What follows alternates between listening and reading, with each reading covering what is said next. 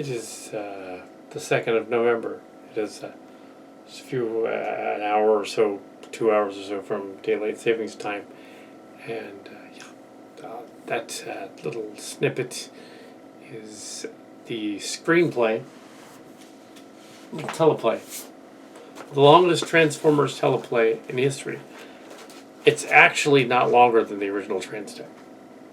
Transtech 1, 2, and 3 were supposed to be 90 minutes each. It's longer than that. But it's not longer in the sense that it's going to be shorter. This may look like it's well over 340 pages of ridiculousness, but as you can see from the way it is printed from the offset, that the bolded sections are the actual dialogue. So this is, there's a lot of exposition that doesn't have to be there. Now, so I would say each one of these, although would translate to roughly a 50-minute episode, if it was literally verbatim word for word. It's not. It's like 30 minutes each. So these are 30-minute, half-hour episodes. 7 of them. It's the in the tradition of Transformers and G.I. Joe back in the day, and so 30 minutes, 30-minute episodes. When you're done, you have a 7-part miniseries to air it. 7-part miniseries. So Corrosion of War Without End was Rob Powers' Transformers Mush mega book, magnum opus. He doesn't know that there's about to be somebody's going to adapt it. So we'll see what as a story if that works. It may be a train wreck. We'll see. Many of the character names have been changed to reflect the Transformers better, and also the Carta. Instead of his characters, they've been swapped for the Carta. So the dialogue has been toned down a little bit in that a lot of it was a little too wordy. So it is not the original script, which was a little longer than 300 pages, 340 pages. It was way longer. This version is 341 with all the other stuff taken out. So it's roughly, 7 50-minute stories. So I think I've gone over that, but now the script is finished. Last July, I received a version of it, and then now this is the official November version of it. 1990. So it'll be out by, at least part 1 will be out by 2020, and you'll be able to see it. Beautiful. We may need to upgrade the computer for then. We'll see. But that won't affect the this particular production. We have voice cast. Such worked out. It is a Carta. The story is very much like the Carta. So even looking through it today, it's pretty much a Carta story. So it works as a Mary Sue type Carta story. A lot of the Transtech Space Bridge people, or at least their namesakes appear in this. But that's because this is sort of in that same vein. This story appears to take place currently, but in the past, when it was written, it was 1998, and then 2002. But this version is clearly supposed to be like 2016, 2017. But in this case, it's going to be 2020, just to make it fit with the story. So, 2020. Megatron is back. Prime has Cybertron, that kind of thing. So, sure. Yeah. Sure. Corrosion of War Without End. In the credits, say Rob Powers, Corrosion of War Without End. So, puts his name right in the credits. Transformers.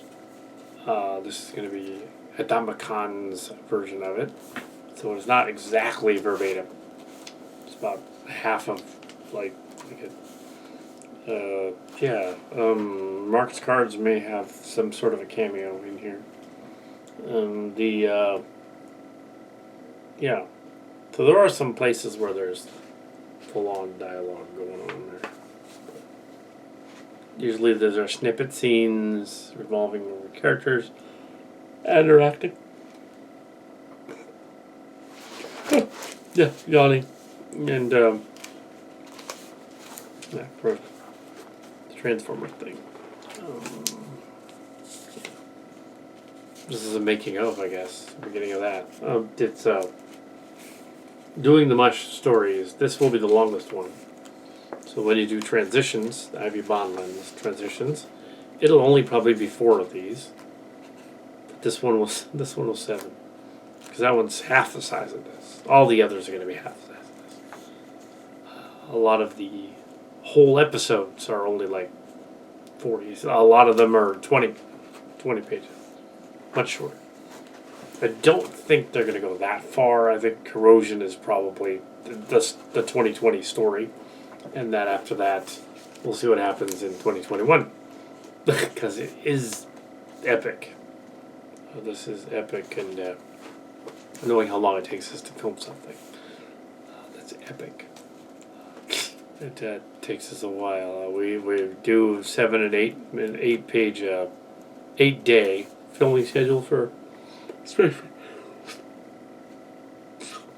Space Bridge and stuff like that. But that's when we had a full studio and could literally blow an entire week not doing anything else at all, just doing a Transformer movie. Don't think we're going to be able to do that. Anyway, so so I had highlighted in highlighter at first, and then decided to go for the dark ink instead the pages and reprint them, so they're just easier to read. It's a bottle show, but they do go to some planets. So it's about a group of they're an offshoot of the Autobots. They're sort of renegades. They're not Decepticons. Sort of the Paradron kind of characters. And they're out there on a ship called the Regis Maximus. In his version, it was a Sojourn. That was a little odd to call it that. Regis Maximus is funnier. A giant female Transformer, very similar to the giant Alicom from Carta. That's essentially their ship, is the giant Alicom. The smaller Alicom is in this, just to be weird. She's the Regis Maximus. Of course, when she talks, she will have the voice of the Envied Queen. Also, a version of Wingspan is in this. I think it's one of the twins, Pounce and Wingspan. Smaller Wingspan. Wingspan was also the green Predacon from that was Hadon in the Space Bridge, but here is someone else. Yeah. So cool. This looks like a lot of fun. It's very strange. Sort of a war story parable told by a guy that probably knows very little about actual combat, but it's funny that I don't either, except that I had a father that was in World War II. This guy's seen a lot of action movies. I've seen a lot of action movies.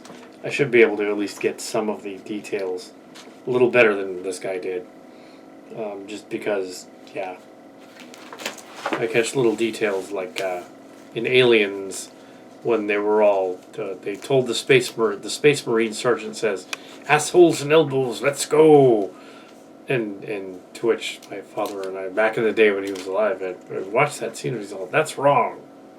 Because even in the Air Force, Army Air Corps barracks, he was a World War II veteran.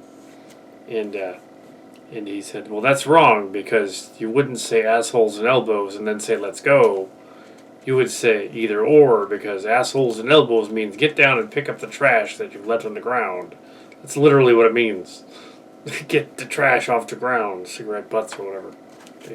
or anything that might be on the ground. So what he should have said is, everybody let's go, or get off your butts and let's go, but not assholes and elbows, because that means literally get down. There's some yeah, since they are Transformers, we can forgive some of their military speak. That there doesn't need to be a heavy emphasis on like logic. It's kind of funny that this version of Air Flight, the leader guy is kind of a murderous bastard, but he learns not to be. Gets redeemed a little bit, kind of. He doesn't turn into a Decepticon. And it's kind of interesting that he's just about as bad as Battleship, his enemy. They're both equally bad. But they're not as inept. The other versions of the Carta, they were basically one-dimensional, let's kill them off heroes. In this version, they're given sort of a personality and story and backstory, which is what you would do in a remake of Carta, and why I chose this story as the Carta springboard, just because the idea is very similar to what I would have done anyway, so why not? Whenever a fan of a Transformer story thinks up a bunch of characters that are sort of angsty and renegade and sort of filled with hatred of the Decepticons or something, or hatred of something else, anti-establishment rebellion stories tend to be common. They always tend to make their characters fairly one-dimensional, but this guy was... They were closer to two-dimensional, so that works.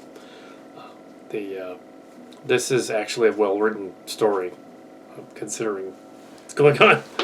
Considering the other ones that there was of the Mush archives that we had literally almost 100 stories in there. All of them were about 50 of them or so, 65 or so, including this one and some of the other ones, were usable and saleable, but 21 of them are really good. The others are all sort of, so that's not a good ratio. 30% out of 100, less than 30% out of 100 are usable. And that's fine, that would be a season. If you put them all together, it's 65 episodes. Our Transformers Space Bridge series, sort of pseudo Space Bridge series. With stories from the 90s and up to the early 2000s. There were a lot of rejected stories that involved the Beast Wars. We have a lot of the Beast Wars characters, but they're in a very sad shape. They didn't survive. So if we use any of them, we're going to have to, use the ones very cautiously. A lot of the other ones are heavily played with. We have lots of Transformers. Should be able to pull this off.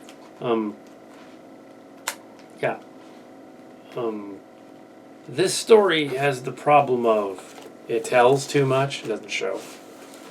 Often a conceit of writers that have figured out how to write and then decide, I'm going to be florid like Transformers. Marx Cars' early works tended to be like that. I'm going to be florid and describe for 6 or 7 pages what these characters are doing before they ever do anything. I tended to jump in immediately without any transitions when I was younger. I would jump in and just say, oh, they're going to fight right now. Boom. Scene, break, go.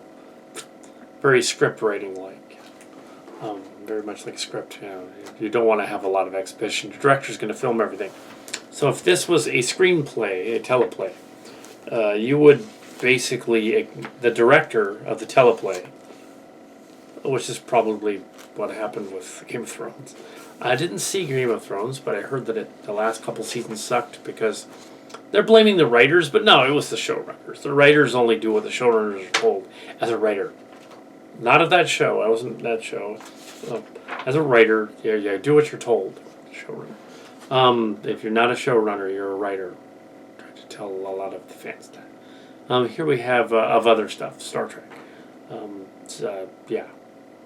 As a fan film writer of fan films, you have in this case here, you have a page of an exposition where really your only dialogue is that. If this was an actual script, you'd have this blocked correctly, and you'd have this is what he'd say. He'd say, "Good work, Autobots." You know, that kind of, that would be a line from it. But yes, this is not a good screenplay. It's not done like a screenplay. It's not like a novel. It literally is a novel. I'm not going to publish it because it's someone else's. No, I'm just making it into a part of a novel. I'm not going to put this up anywhere for sale. It's just going to be done as a fan film, fun thing for free. You can watch it. It's going to be a space battle with the renegade Autobots showing up on Cybertron eventually, and then action happening. They meet Megatron and Prime and everybody. But yeah, this is the this story was printed in Transtech, the magazine, 2003. A version of it was along with a bunch of other ones that were printed there. The 21 good ones. It's the same 21 good ones, and they were all in there. Transitions and a bunch of the other ones ended up in there. Yeah, and some of mine ended up in there too. But yeah, the magazine. The one that went along with the Transtech storybooks. Can't release any of those because it is Transformers property. Now, the reason that the Cillian Saga can get away with having published stories that are loosely based on Star Trek is the Cillian Saga, unlike this one, everything has been changed for the Cillian Saga. So that even though, yeah, it's a thinly veiled Starship Locations, thinly veiled Star Trek ripoff, copy thing, parody, it is a parody. And it can get away with doing that. You can tell who the characters are if you're familiar with Star Trek. Okay, this guy is Picard, obviously. This other guy is Kirk. Now with this one, it's all Transformers people. And no, you can't publish this. So, yeah, I'm not going to publish this. This is just for fun. This is going to go up as a free thing for fun in honor of the Transformers Mush, just as the other ones were.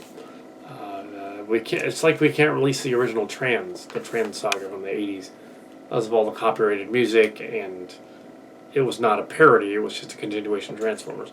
Transformers meets Robotech. Transtech is enough of a parody that it can stay online. It's fine. Yeah, Hasbro's okay with it. So anyway, yeah. Same thing with Starship Chimera over there on the Starship Location site. Even though it still uses a lot of the Star Trek stuff, it's clearly a spoof. They have not done anything to it. It's still there. Paramount people. They're not making any profit from that one either. So this is not... They're going to get the byline. Whoever wrote that, the guy that wrote this is going to get his byline. But he's not going to get paid. Because nobody's getting paid. It's a fan film. Yeah, so this is one of the biggest ambitious projects in all of history. It looks like a lot, but it's not going to be. It really isn't. Not going to be a lot. It looks like a lot, but it's not. Yeah, when I do these Transformer things, I get into it and it's done. It's done, and yeah, so this is the beginning. And I guess that's it. Yeah, 2020. It's already November, so it's not going to be out at the end of this year. It's going to be 2020. Something to look forward to in 2020 with this movie. And it'll be awesome. But yes, Transformers. As this computer is almost out of memory, so in terms of space, so it probably will be saved on the future one. Anyway, so yeah, I'm